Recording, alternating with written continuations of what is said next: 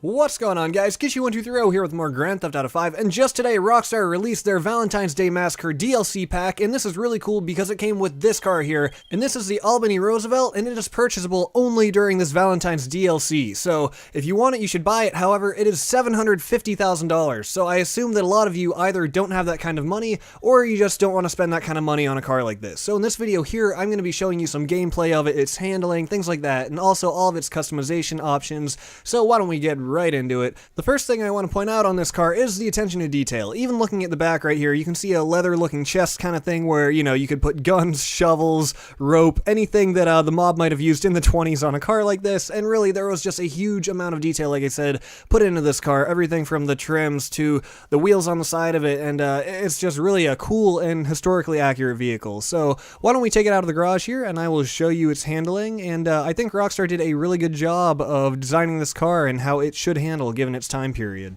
Okay, so as you would imagine, this car isn't the fastest. It's from the 1920s, so I don't think you would expect it to be that fast. But anyways, like I said, I think that Rockstar did a good job of designing this thing and its handling. It doesn't turn very sharp. Obviously, it's armored, so it's extremely heavy, and also because of its age and its weight, the suspension on it is actually pretty tight. It's kind of hard to tell from this video, but even riding up onto the curb and things like that, in normal cars, riding onto the curb wouldn't be too jarring, but I feel like in this vehicle, you could almost hear the thud as you drove up onto the curb, just because it is so, just such an old, outdated car and the construction that would have gone in it in that time period. I don't know if this is just coincidence or my own mind making me believe that because it's an old car, but I truly feel like Rockstar put that attention to detail in the game, and I really think this car is awesome. As you can see here, I ordered it in white. This is what it's going to look like if you get white. If you get black, it's going to be entirely black, and I'm really happy with my choice of white. I think it turned out really good, and as you can see here, I'm turning sharp there, and it actually doesn't turn that sharp. I was turning as sharply as possible. Here I'm doing the same,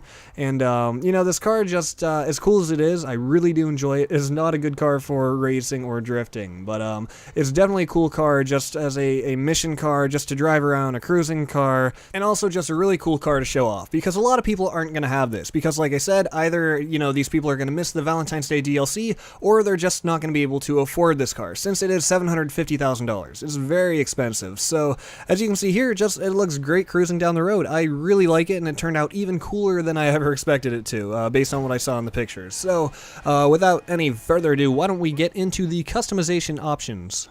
Okay, so the first thing you'll see when you pull into Los Santos Customs is, of course, the armor, and that is in increments of 20%. You can see 20 up to 100%. Below that, you've got brakes with the normal options, then the engine, once again with the normal options, and explosives. That's a cool car to rig with explosives. The horns are all there as usual. The lights, still the same lights. License plates, all the same license plates. That was actually theft and loss prevention, but anyways, here are the license plates where, okay, I put on the black one here because it looks better.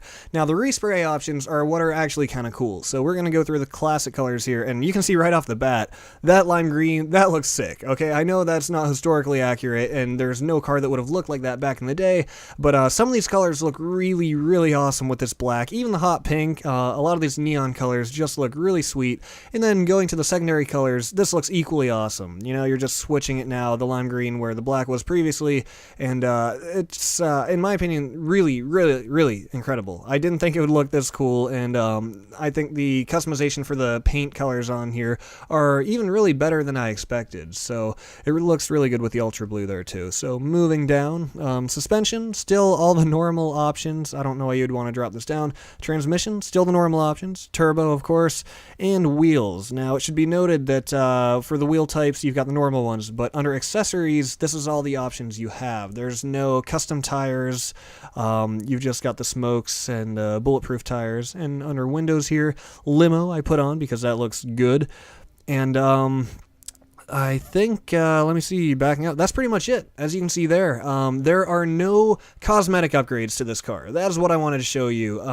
It's really just all tunable upgrades. The only things that are cosmetic are the windows and the wheels, but besides that, there's no body upgrades, no hood changes, grills, nothing like that. So with this car, pretty much what you see is what you get. The main thing you're going to be customizing here physically is the color of it. So with that, guys, please tell me what you think of this car in the comments below. If I'd rate this this car on a scale of 1 to 10, it's a little expensive for what it is, but then again, it should be expensive because it's cool and it's kind of rare. Not many people are going to have this.